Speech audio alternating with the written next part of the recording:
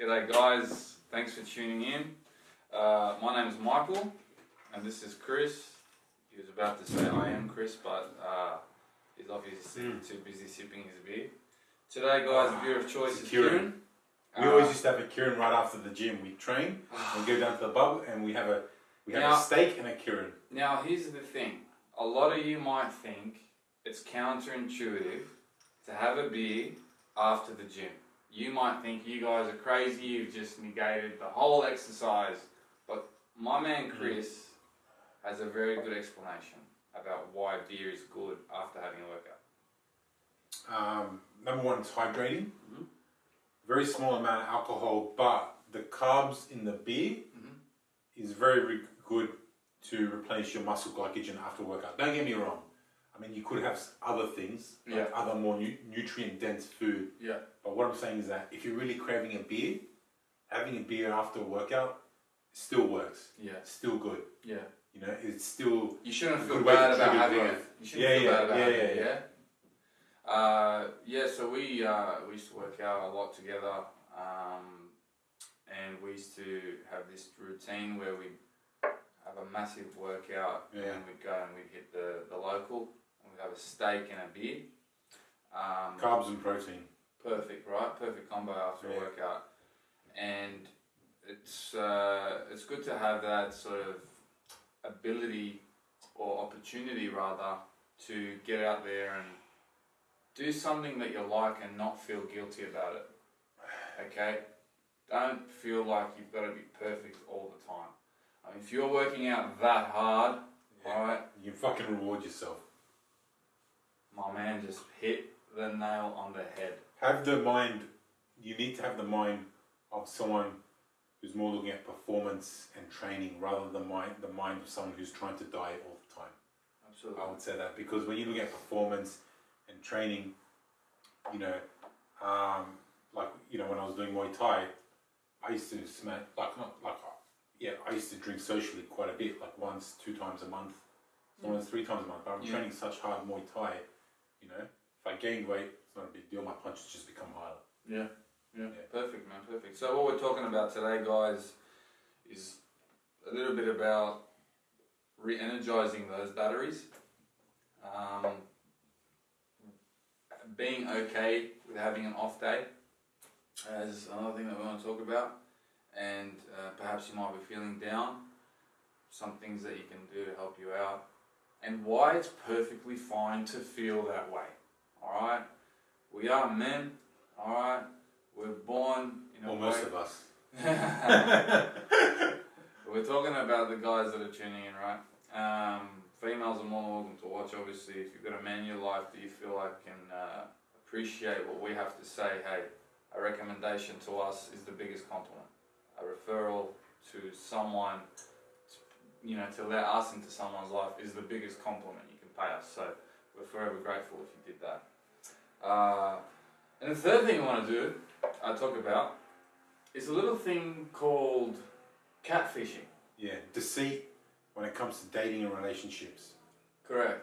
And why it's okay to do some of the things that we'll talk about when it comes to deceit and catfishing. So Chris, we spoke about routine in the past. Yeah.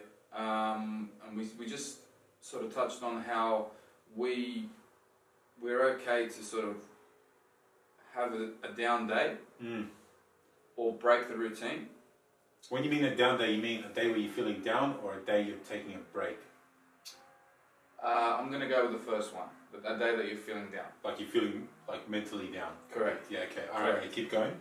Yeah, so what, for you Chris, I know you're a massive fan and an avid practicer of the yoga. Yeah. Can you fill me in? Iron Yogi, if you want to check out my stuff. I know it's being egotistical, but whatever, you don't like it, fuck you. Okay, keep going. Well, actually, it's your turn, bro. I want to get you to enlighten us on yoga. Yeah. So... Can you, actually, to give them some perspective, how did you get into it? Because you were like Muay Thai, gym, Muay Thai. So I got into it a lot of the way most people get into it. First was for the physical benefits. Doing so many years of Muay Thai and mainly Muay Thai actually for a number of years, my body was in a lot of pain, particularly my lower back. Yeah. That's what usually brings a lot of people into yoga. So I couldn't walk for 10 to 15 minutes without my lower back hurting and I had to stop. And it was just excruciating. I was extremely fit, but living in a lot of pain at the same time. Okay. And one day I just thought, well, fitness just needs to be enhancing your life. You know what I mean? Yes. That's my philosophy. If something's not enhancing your life, then why are you doing it? So the way I got into yoga was I met Lynn, and Lynn's my partner. She was already a yoga teacher, and I told her how much my body's in pain, and she said to me, practice with me for about 3 to 4 months and watch you change your perspective on how painful that your body is. And within about 3 to 4 months, I felt like my body was renewed, and I'd say in about a year, I started waking up as if I was 18 years old again. No back pain, no neck pain.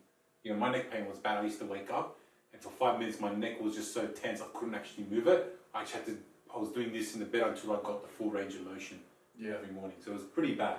Yeah. And I've partaken in the classes that Lynn's offered, in the past, and Chris has been her sidekick as well. Posing so that you can mimic the poses, and I found it quite rejuvenating as well. So guys, if you want to recharge your batteries, if you want to stay fit in general, I think that yoga for me, for some reason, and correct me if I'm wrong if you disagree, it helped me develop my muscles too. Because it's puts you in certain poses where you work your core, you're working your chest, you're working your shoulders. I do actually feel like sometimes if I go a week without training, like hypertrophy training or muscle training, I can still do yoga and still feel like I've got my muscle mass. So the type of yoga we did was vinyasa yoga. Yeah. So it really works your body, and for me personally, like with yoga, it's the whole mind-body connection. When you really work your body, I feel like you really then start to go into the mental aspect of your training. I find a very easy type of training. I don't really get the mental benefits, but a very challenging training that makes me sweat, makes me use my whole body. I come out of that feeling awesome, and it uplifts my mood.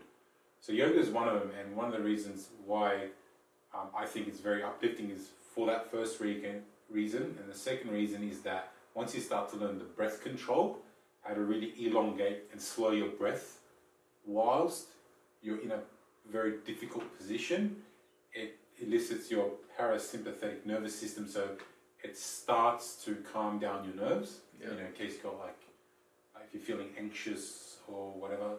And look, I'm not saying it's a cure for anxiety, but it may be something to look at. Like it may help. Correct. I think it will alleviate some anxiety. In one way, shape, or form. Most certainly, it did for me. So, and I'm very, very, very grateful for Chris introducing me to that practice. Another thing that I want to talk about today, guys, is we're talking about having a break from routine. And when you get into this self-development path and you're constantly bettering yourself, it gets exhausting, okay? You're constantly analyzing yourself and your weaknesses. And you're constantly thinking to yourself, all right, I'm not good at this, I've got to better this, I'm not good at this, I've got to better this. You need to flip the coin, all right? On the flip side, you need to think about what you are good at and count your blessings and your achievements, okay? I think sometimes we negate that. We focus on the negatives too much and not the positives. So if you're out there trying to better yourself, write a note, okay? Write a note of your achievements. Don't forget about what you achieved. We're always bettering ourselves. So when we are always bettering ourselves, we do look at what we're not good at and how to better it. So sometimes what happens is, as we're trying to better ourselves at this one task, one specific aspect of ourselves, when we're looking at ourselves, we often look at what we're not good at.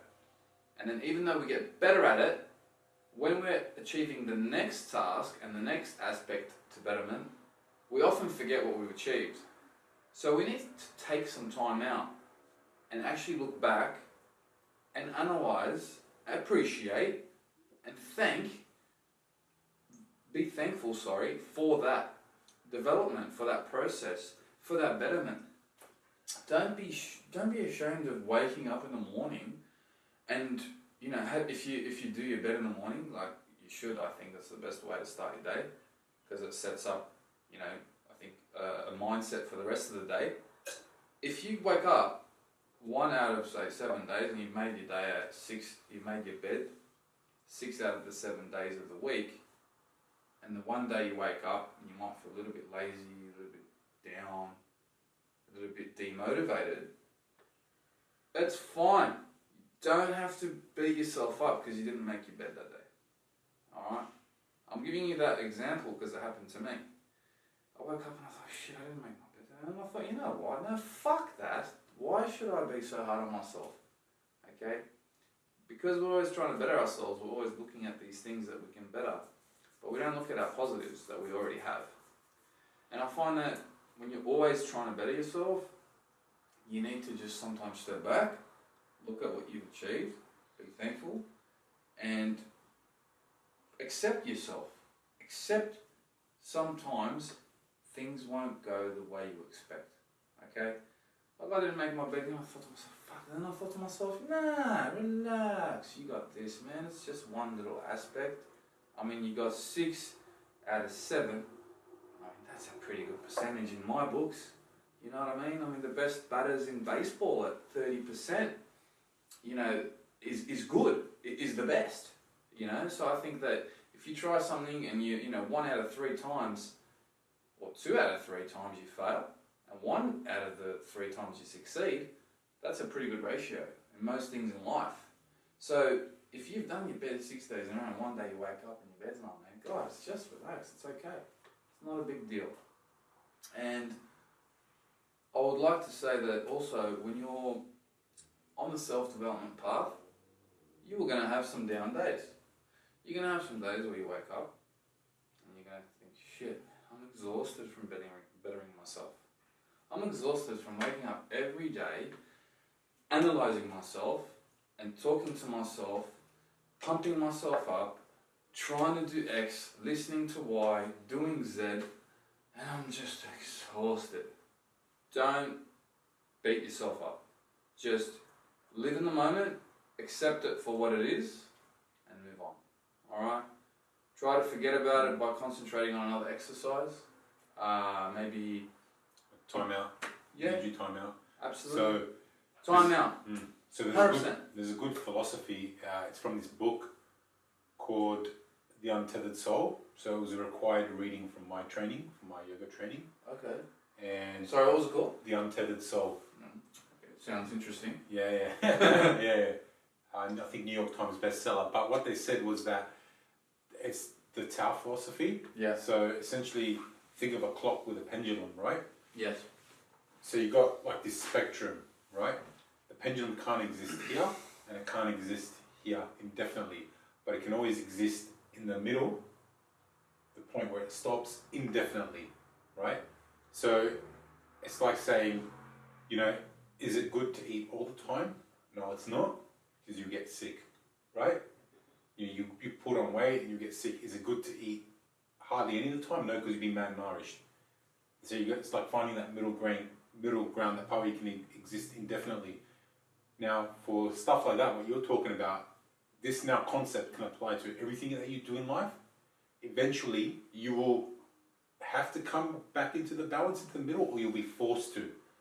For example, in your situation, someone who's always on the go, 100% all the time, if they don't give themselves time out, they don't have days where they have breaks, they'll be forced to have it, because always being on the go, you start to neglect things. You might start to neglect your health, your sleep, and then eventually at some point, you will have to take some time off because out of stress. Yeah. For example. Yeah. Right? It works in the reverse as well. Someone who does nothing, eventually they'll have to, do something eventually, because they might find themselves in a situation where their back's against the wall, and they're like, fuck, I should have done this 5 years ago to financially set myself up, but I didn't, and now I've got to do it. Yeah. So that's what the Tao philosophy is finding that equilibrium where you can continue things on indefinitely. And it applies to everything, and it even applies to training. Yeah. You know, it's like imagine going to training and trying to do your personal best every bloody day. You know, you're going to get injured, so you're going to have to take time off. Yeah. And eventually you're going to end up back in the middle again. Correct. So it's better to program your training so that you have days off, and you have days where you hit your PB, and you have days where you exercise moderately. Yeah, absolutely. Yeah. I mean, you look at most sports, you know, they have the off season. Yeah, exactly. That's a good example. Right. Yeah. You got to have an off season to have an on season. You can't just play sport every day. It's not going to happen. You need time to recharge the batteries. The body needs to rest, recharge the mind, body, and soul. Another example is work. You know, here in Australia we have 52 weeks. You know, we work. Obviously, there's 52 weeks in a year. Obviously, but we have a mandatory annual leave, so you have to take 4 weeks off in a year. So, you know, that's another example where you have to take some time out to recharge your batteries. And I find that most people who sound like they're smart by not taking the leave and, you know, go 2, 3, 4 years without really having a proper break, they're the ones that get burnt out really quickly. And they don't last in that, say, particular industry that they're in. So what do you do then? Take time off? Good question. So my couple of things that I do that really help to rejuvenate my mind, my body, my soul. Now this might sound counterintuitive, but exercise. Just go to the gym. Yeah, no, that's not counterintuitive.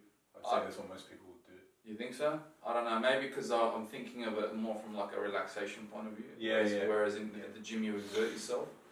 I find that working up a sweat in general is beneficial to the body. It recharges the body somehow. I don't know. It's just a really good feeling. It's very cathartic. Just get out there and have a go. Make exercise a part of It's your an life. endorphin release. See this man? That's why I got him. He's my man. That's why I got this guy right here. There was a while back at work, they had us go through.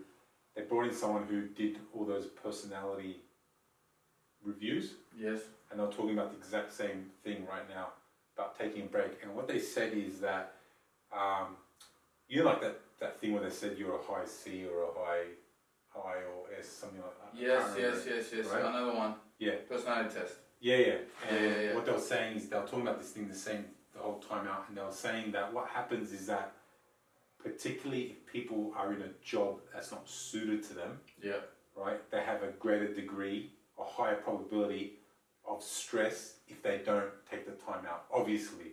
But the scientific reason behind that is because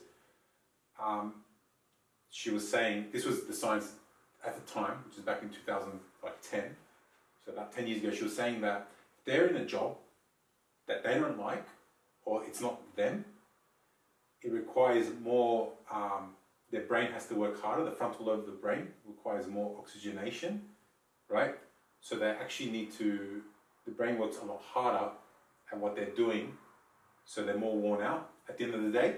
And what she was saying is, like, for example, like an introvert, someone who's introverted. If an introverted person, for example, would work at an advertising agency where they're constantly around people and they constantly have to talk to people, an introverted person, right, at the end of that working day will be so burnt out because they've used up so much more oxygen than someone who's very extroverted, and to them that's their natural environment. So they're saying that introverted person, then when they goes home, they have to do something that's more suited to their personality, which is, for example, perhaps being on their own and reading a book. Yes. Yeah. I agree. And I think that... It's common sense, but that's the science behind it. And I mentioned sweat, right? And you mentioned endorphins. A good way to sweat, guys, and this was something I did for many years, is go to the sauna. I find that the sauna is something that's really relaxing. It's very therapeutic. It releases toxins from the body, and it's very hard to find access to a sauna. I know they're not everywhere. Yeah. But if you do have one no nearby, health benefits to it. Yeah, if you do have one, and I know now that COVID, the whole bullshit thing with COVID, I get it. But we're talking about after.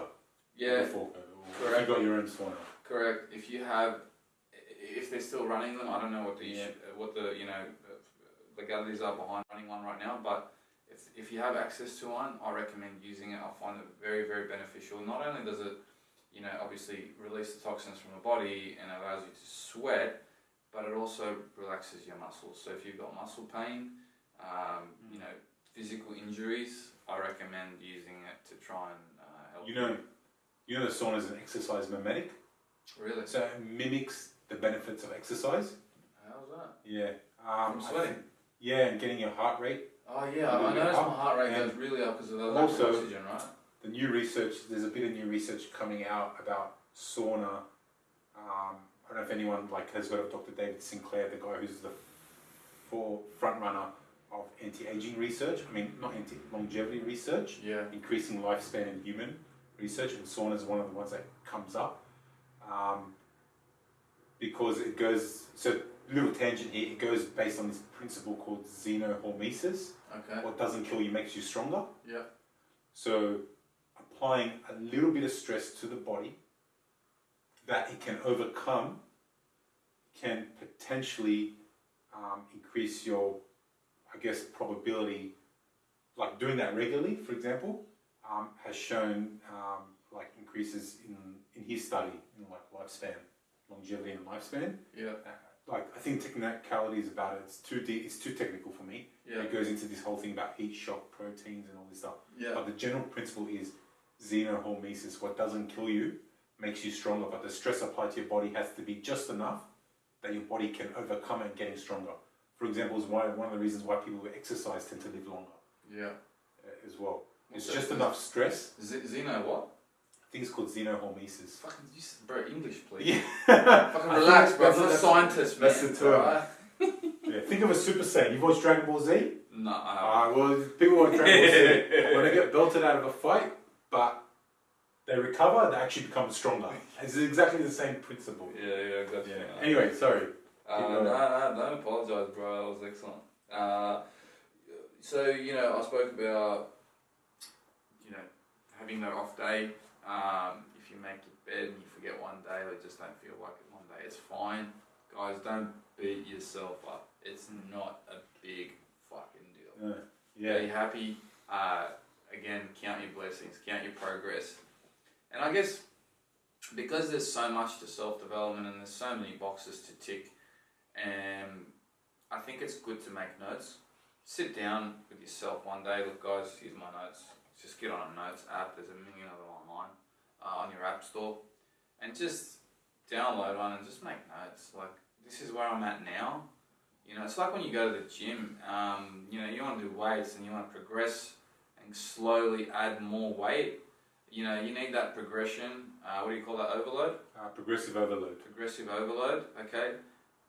That's what allows you to, basically, that's what hypertrophy is based on. It's based on progressive overload. So, one day you might, put 40 kilograms worth of weights on. The next week you might be 41 and then 42 and then 43, and you build it. And that's how you get stronger, that's how you get bigger, that's how you build more muscle, right? And it's the same with self-development, guys. Don't hesitate to just write some notes about yourself. This is where I'm at now. This is how many people I speak to a day. Maybe you want to become a better speaker. Okay, maybe you find yourself, you're an introvert and you want to, you want to lean towards being an extrovert a bit more. You want to get out there. You want to get yourself outside of that comfort zone. Don't be shy to do it. Write it down, right? Okay, today I spoke to one person. Next day I spoke to 2 people. Next day I spoke to 3 people. Hey, you know what? If you're ever feeling down, you can look back to the days, and you might be up to 10 people a day. You can look back to the days where you did one and go, shit, man, I'm fucking balling. Like, I'm progressing. I'm doing right. Like, I'm doing well. Don't beat yourself up. Be happy. Be strong. Congratulate yourself. The old saying, I remember at school, give yourself a pat on the back. Well, yeah, fucking do it, man. Give yourself a pat on the back. That thing you're saying right now, that's essentially what you're saying is what gets measured gets improved. So I don't know if you've heard that term. Yeah. So if you're doing something and you collect the data, you tend to then focus on that data and want to improve that data. So with training, if you're writing down your benching numbers, because you have them and you'll see over the last few weeks when you've been benched, you might come to a week and be like, oh, I want to beat that. 100%. Talking to people or whatever. But one of the things that I think is really overlooked in terms of having downtime, having a day off that has a negative stigma to it is gaming. So people tend to have a negative stigma. I think gaming is a great way to have time out and de-stress you. It's an immersive experience. It lets you escape whatever you're doing for the time being, so you can come back refreshed. Yes. Right? I used to game a lot, and I know you're an avid gamer. I'm not so much anymore, but I can appreciate how that would be downtime. Absolutely, it's great fun. But one of the reasons why a lot of people look down for it, because in their mind they think that gaming doesn't achieve anything. Now, if you're doing nothing with your life, I could see why. If you're doing absolutely nothing and all you did was game. And I think that's where that's where that connotation comes from, because they link to that somehow, right? But that was maybe 30 years ago, 20 years ago, where you couldn't monetize gaming or anything like that, but now you can. Yeah. Right? But I think someone who's doing so much, and say, even every day he wants to take time out to game, right? I don't think it's a big deal. I think it's a great thing, right? But you tend to see, particularly a lot of their partners, a lot of women, right, who look down on their gaming. Like, they won't care if the person's reading a book as their downtime, but they'll have an objection to their gaming, which I disagree with. Because to me, they're no different. Yeah. They're both downtime. It's just a different medium that they're using. 100%. Yeah. I think that downtime is essential in life. We spoke multiple times about this. It is something that you need to do, and you don't need to shy away from it, guys. Just be happy with your progress. Make sure that you count or you measure, right? You measure your progress at all times, and just be happy with the progress that you've made. Don't look into too much of the negative aspects. Always make sure that you are always just giving, like you said before, guys. I know it's cliche, but I really think that you need to do it. Just give yourself a pat on the back. Simple as that. Alright guys, welcome back. We just had a quick time out. Topped up our beers, as you can see. From our producer, Lynn. Thanks, Lynn. Nothing misogynist, not making the women pour our beers. No, we poured our own beers, just so you know, alright? We're taking a piss. Guys, just to add a couple more things to, having a break from your routine and perhaps maybe you had an off day. Another thing that you can do to rejuvenate your batteries is go for a massage. Massages are great. It's another thing that will release toxins from your body as well. So make sure you have plenty of water after it. But yeah, look, I can't speak highly enough of it. It's one thing for me that once I did it regularly, and guys, by regularly I mean that I had a lot of tension in the upper traps. I've had that my whole life. Other issues that are related to it. I won't get into that. But once I started massaging about once a week, it was a change. I could actually feel the change. So I'm talking about those Chinese massages when they really get in there and it's a deep tissue massage. I know there are people out there that don't like to be touched. I was speaking to this girl last night. She was telling me how her ex-boyfriend didn't like to be touched and never went for a massage in his whole life. I was like, fuck that, man. He's got no idea what he's missing out on. I kind of wanted to say to her, like, well, how the fuck did you touch him? How did you guys get intimate? You know what I mean? But anyways, I thought, I think that if you use massage as some sort of consistent application in your life, you will feel some of that benefit. Because as I said, it does release toxins, and it will help with any sort of tightness that you have in any specific area of your body. You can tell the masseuse at the time, hey, can you work my hamstring? Can you work my trap? Can you work my tri? Whatever. They'll do that for you. Like nowadays, a whole body massage takes about an hour. They can be quite expensive, so if you don't have the money for it, do a half an hour massage. And if you can't afford to do it every week, do it once every 2 weeks, do it once a month. But invest in yourself. Don't be shy. I agree with that. Always invest in yourself. 100%. I'd say probably that's the number one thing. I bet you any money, the that most of us, myself included, in the past have gone out and spent money on bullshit more than ourselves. Alright? I think everyone can attest to that. Everyone on earth. Invest in your health, invest in yourself, 100%. invest in your The passion. moment you have $1 going towards you, you question it 10 times more than you go out to a restaurant. I guarantee it. Like, you'll blow $100 on food on a date with a girl like that, no problem. But if you have to invest $100 in yourself on a book or a massage or maybe a like gym membership, strength and conditioning, like that's a good one. Gym membership, like rather than getting like a strength and conditioning coach, they can probably get you your results. Then people start looking at the price, but then they'll have no problems dropping $200-300 on a weekend. Yeah. Like for example, even yoga. Yeah. That's like clearly good for you.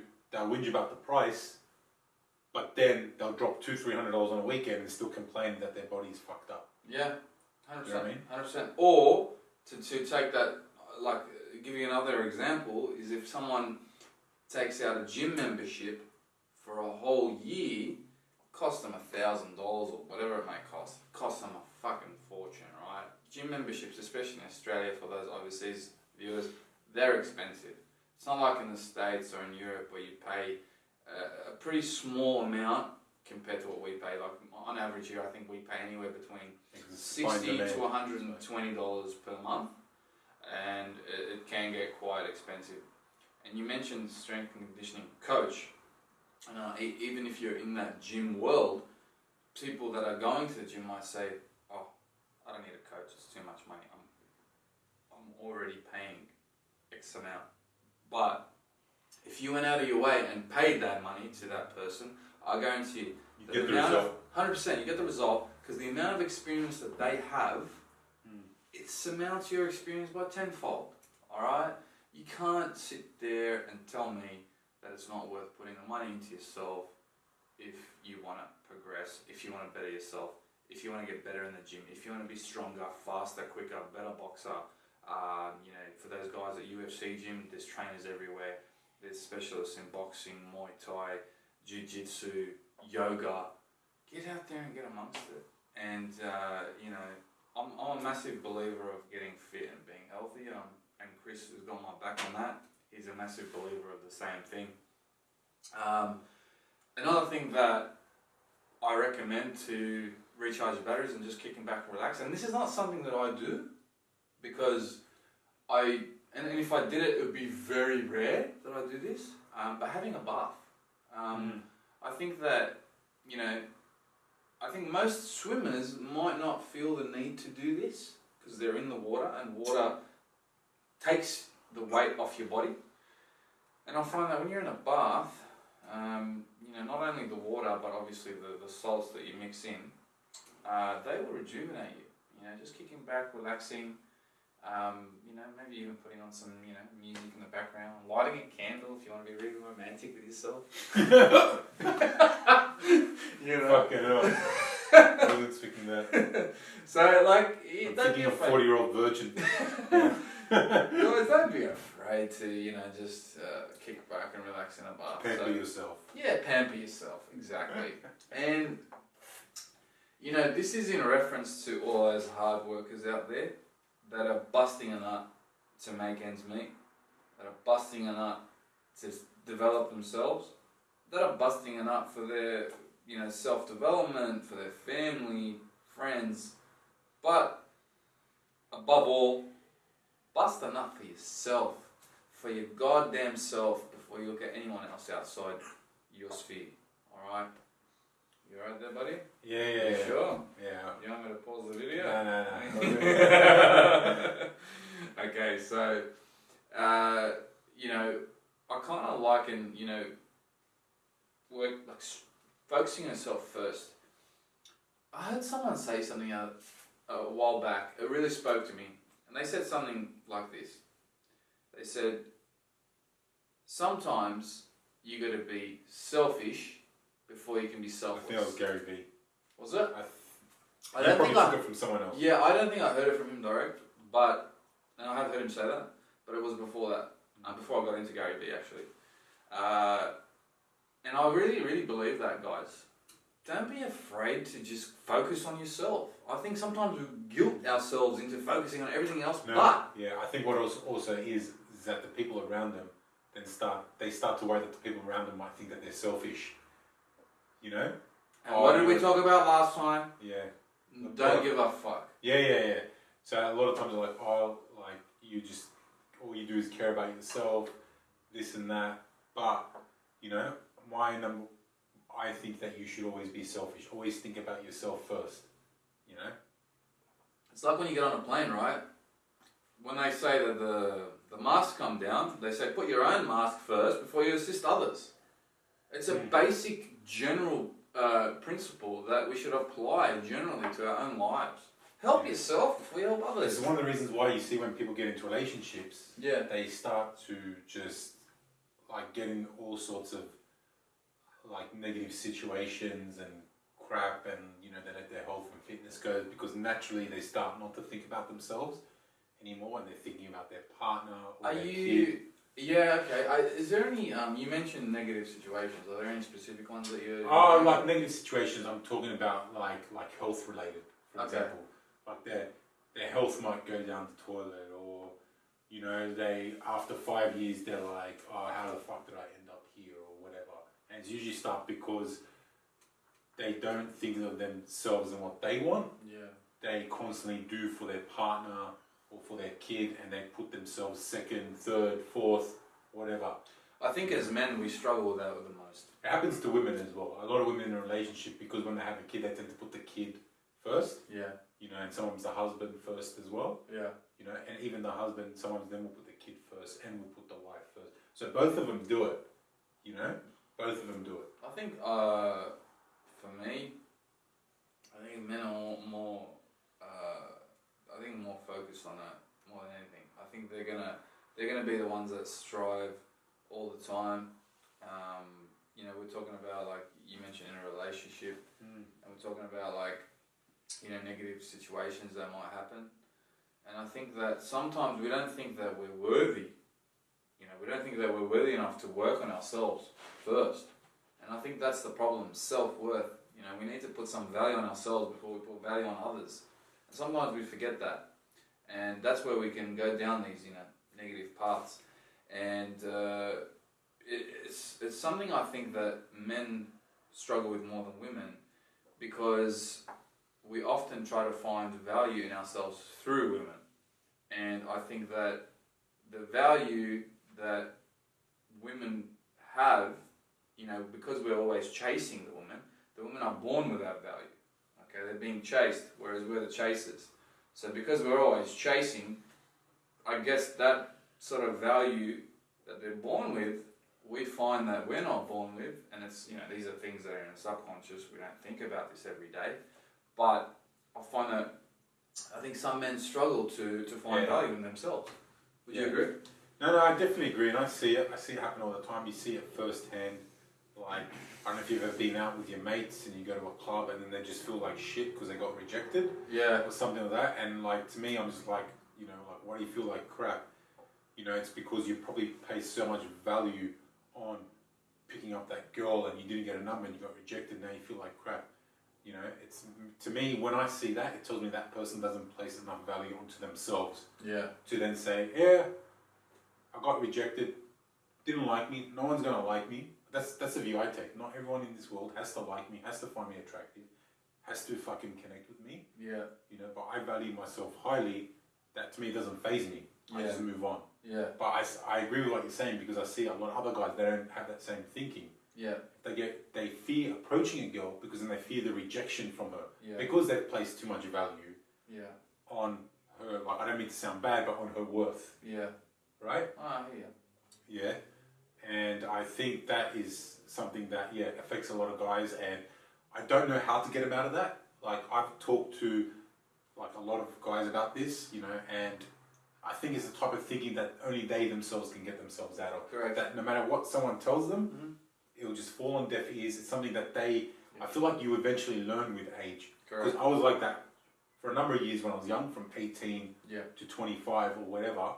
I'd say it's only when I got out of a long-term relationship, when I was about maybe 25, actually, or 26, that my mind stopped thinking, like my perception changed on those things, and I started actually investing in myself. I invested in my health, I invested in my finances, you know, and then my perception of what value actually is to me changed. Yeah, and I think that if you, if you liken food to knowledge, and hear me out before you start going nuts, the way that I'm referring to what Chris just said about how he gave, certain advice perhaps to his friends about that situation and how to change their mindset, and how he said that it's got to come from within them. It's not something that he can do. Knowledge is like food in that sense, in the sense that if someone presents you with food on a plate in front of you and puts it on a table, it's up to you whether to eat it or not, right? And that's the same with knowledge. Someone can give you the knowledge, but if you don't take that knowledge and put it into practice in the real world, that inaction is the biggest, I can't explain it. It's just one of the biggest inconsistencies known to mankind. Or disservice you could do to yourself. Yeah. Yeah, I think that if you, for example, like you're a knowledgeable guy, you give me knowledge, and it's something that will better my life. All right, it's for my own empowerment and betterment. If I don't take that on board and use it, then I've just wasted that knowledge. Well, yeah, yes. Or the way I more like to see it now is that I've planted a seed of thought in your head that you're simply not referring to yet. Okay. There will come a time in your life where something will happen. Yeah. And then you'll remember what I said to you. Yes. And then you'll draw on that to do what you need to do. Absolutely. Yeah. And I think that's what we're doing here, guys. That's what we're here. We're here to, give some of our life experience out, put it out in the real world. Again, we can't, force anyone to take our advice, but we can put it out there on the table, on a plate for you, and you can choose whether to take it or not. Now, the next thing, guys, that we'd like to talk about is deceit. Why we're going to talk about deceit? It's something that I experienced, many men have experienced. I'm not going to refer to myself in this moment, especially with online dating. Now, why this came to my sort of, how can I say, it sort of really spoke to me recently is because I heard about a story the gentleman was telling me, how he went to a restaurant and met this girl online. It was on Bumble. I haven't heard this story, by the way, so anyway, keep going. So this guy went to a restaurant and the guy's too much of a gentleman to ghost this girl. So he's rocked up. Yeah. She's looked nothing like her photo. He said to me later on that her photos were like 20 years old. A couple of them were. Yeah. A couple of them were filters. Those fucking filters that girls are using now on Bumble and Tinder. So I'm curious now, how did she look, or was she? Oh, she was just not even like 10% or 20% of how she made herself look on the screen. Alright. So what happened? It was, guys, you know this term, it was catfishing. It's happened to all of us. And it's happened to me many times in my life. And what happened was, this guy's such a gentleman. He sat down and decided, I'm not going to let that get in the way of this interaction. Yeah. I'm going to be the better man. To look at it. Yeah. So he took the high road. Okay. And he said, you know what? I'm going to sit down with this girl and get to know her. Now, granted that she didn't look like in her photos, and he wasn't really that attracted to her because of that deceit. He sort of made it clear to her at the end of the date that he didn't want to pursue her. He was very forward. Okay, I like that. Yeah. Just say it up front and direct. 100%. Yeah. Always be honest to your women, gentlemen. Yeah. Do not ever fucking lie to women. If you don't have the fucking balls to tell them where you stand with her, you are fucking nothing. Now, guys, I'm being very, very serious and passionate about this because so many fucking men lie to women out there and there's no fucking need for it. Alright? Excuse my French, but I'm really, really sick of seeing men out there fucking putting us down. Why the fuck you gotta go out and lie? What, because you don't have the fucking balls to tell them you're not interested in a relationship and that's what she wants and you drag her on for a fucking month smack the fuck out of her for fucking 1 month and then tell her after a month, oh, I'm not interested because you had enough sex with her? No, fuck you. Don't do that. Too many guys are doing it. Alright? That's a fucking scarcity mindset and I'm sick of it, guys. Stop doing it. We'll talk about scarcity mindset another time. But, so what happened was at the end of the day, he said, alright, you know what, it's over. Thank you so much, had a good time, yada yada. Paid for the meal. Yeah. Now, afterwards, he asked me, he said, if I had gone back and not entered that situation and seen her from afar and just ghosted her, would that have been the right thing to do? Now, what I said to him was, whether it's the right thing or the wrong thing, and I think everyone will look at this differently, the relationship started on deceit. That was the foundation of this potential relationship that you'd have with this person. Now, the fact that you've considered ghosting her is not a bad thing, alright? You have every fucking right to do that. Because she's neglected you, not the other way around. She's the one that's shown or fronted herself as something that she's not, alright? So you have every right to stand back and not engage, alright? If that's what's happened. That's my view on it. Chris?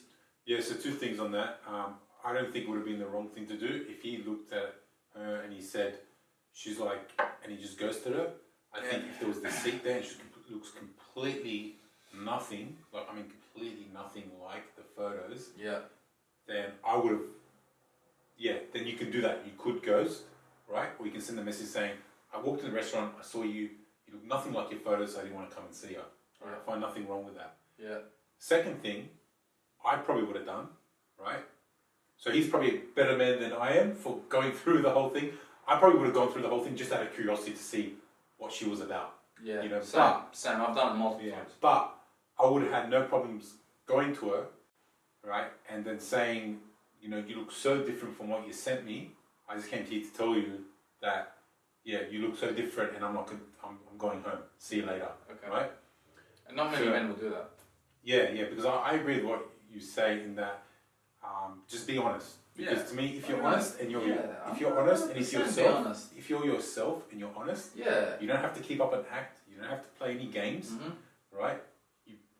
You be yourself, because then the people that you want to connect with for who you are will hang around. Yeah. And because it's fucking exhausting trying to play some game, being on your. I always say this: in the first 6 months, everyone's on their best behavior, right? You're referring to a relationship. You know, dating. People are always on their best behavior.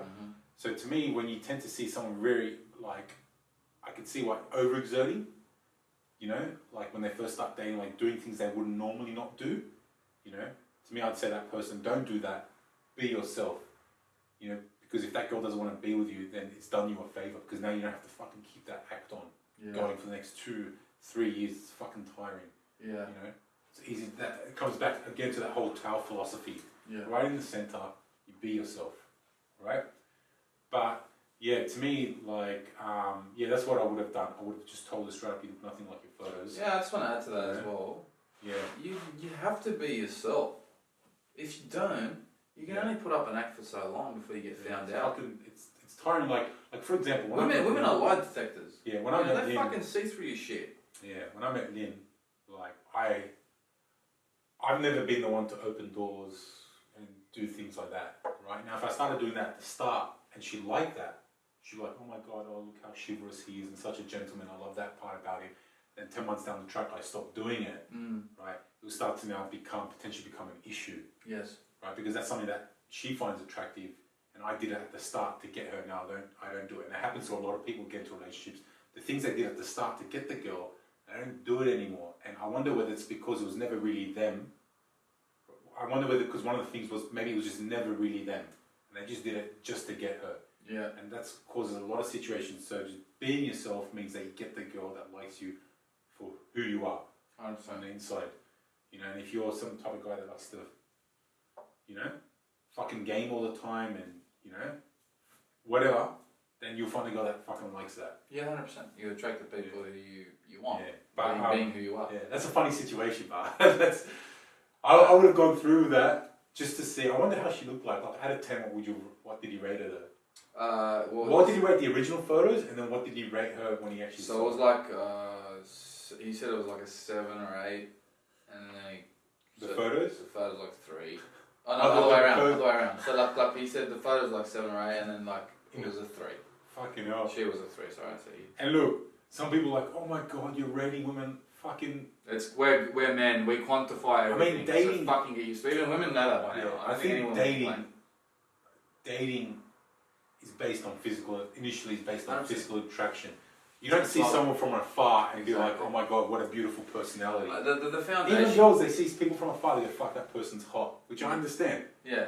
We girls think that, men think that. But I think too many people these days make a big deal about it. Sex sells at the end of the day. Huh? Sex sells at the end of the day. Yeah. Right. Yeah. And I think that having had that experience with this girl and, you know, the questions that he had for me, that sort of enticed me to bring this up with you guys because, you know, if you guys have had any of these interactions, please comment. We'd love to hear from you because there's too much of it happening and I'm getting sick of hearing about it. We need to take a stand because I think too many guys, myself included in the past, have taken it on board and not really shown how they feel about that situation or really portrayed how they feel and get the other party to feel the circumstances or the ramifications of their actions. And I think that's why women continue to do it. And for all those women watching, you're fucking gorgeous, you're beautiful. You don't need to put on some fucking filter. You don't need to put on some show. Just be yourself. Write whatever you want in your profile, but just take some normal photos of you. Like you girls, you know how to do selfies better than us men. Like I've seen some angles that you guys create with you know how you take selfies. I could never take a selfie. I hate every selfie I've ever taken of myself. But you know, please, girls, you're beautiful. You don't need to put on a show for us. We just want to be attracted to you for who you are. Simple. Well, after you probably there needs to be a physical attraction first as well.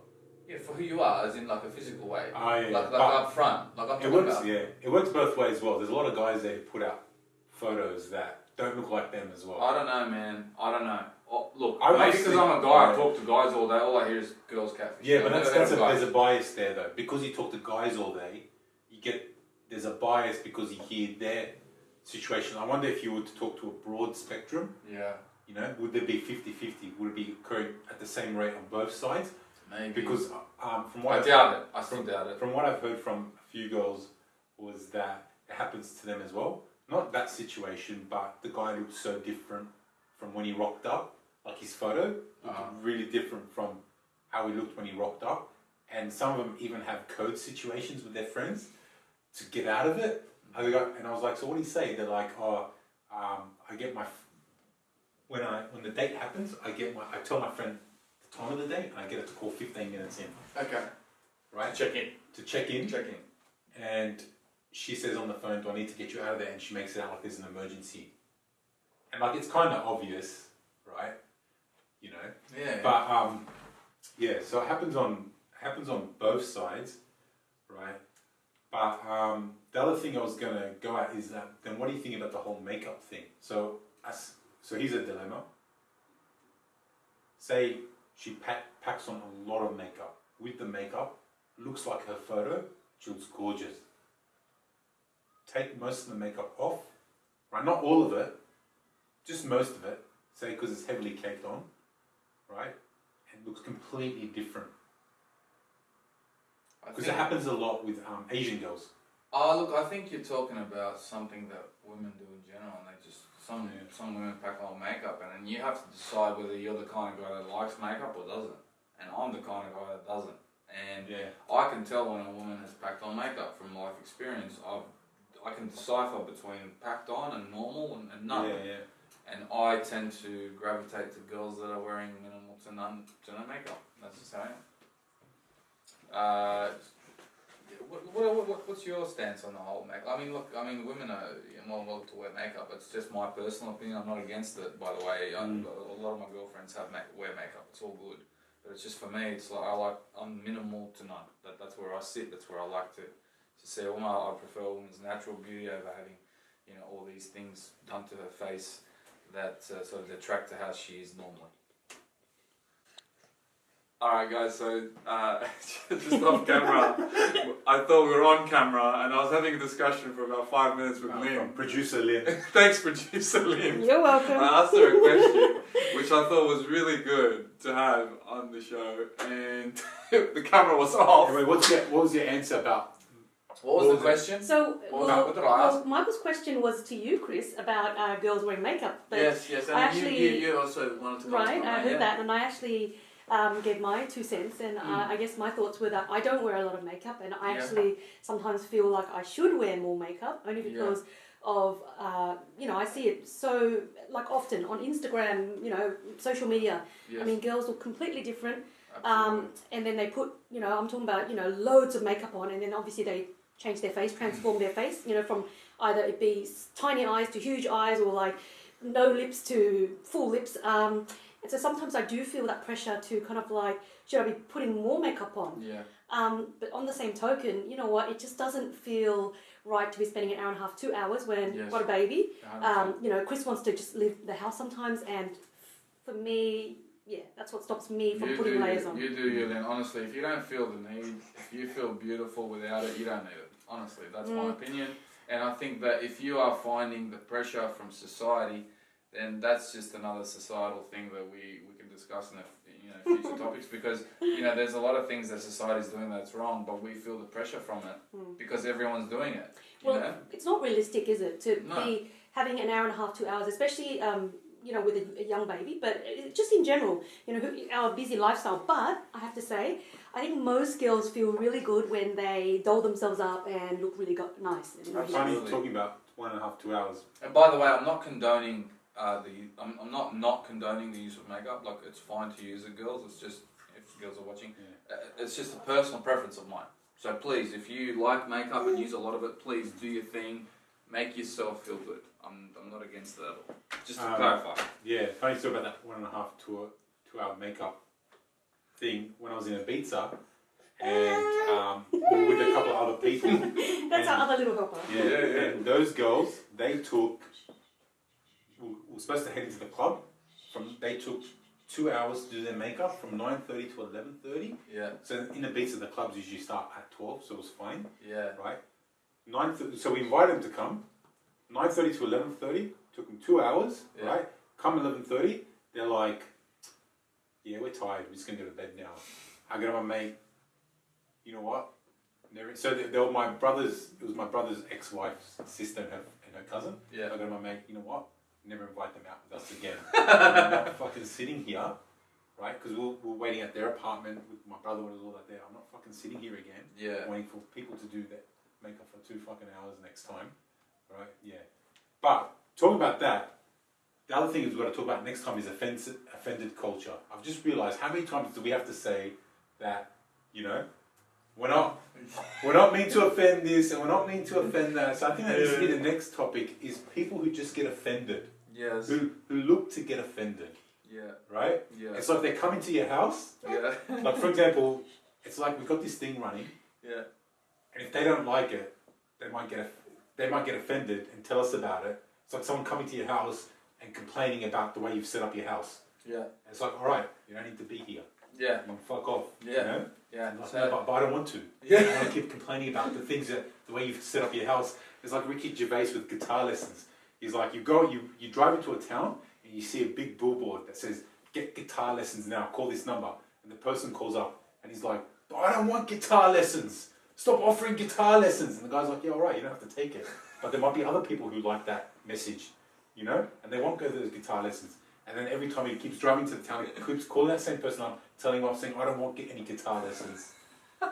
But yeah, my view on the whole makeup thing, I can't remember if I answered that, is that I'm like you, man. I like it to be just more natural looking, minimal. When I see something very caked on, it's not for me. Yeah. Yeah. That's it's a red flag. Not a red flag. It just, to me, it's just like. I think subconsciously as men, because we've been catfished so much nowadays, I think it just ties into what we were talking about before with catfish and deceit. I think we sort of, liken it to being perhaps a little bit deceitful when they have too much makeup on, because it's trying to present something that they're not. I'm not sure. That's just my take on it. Next week we will touch on being offended, and another topic which we'll discuss next week is the scarcity mindset. So in summary, guys, be good to yourself. Don't forget to just re-energize your batteries. It's okay to feel down sometimes. You go to the sauna, have a bath, do whatever you need to do to just make yourself feel good. If there's something that you do, comment below. I'd love to hear about it. I'd love to talk about it as well. If we haven't mentioned it already, go out there, get some massages, just release the tension, and just have a good old time. Yes. Release the tension. There is another activity which we'll discuss another time. Yes. Yes, release the tension.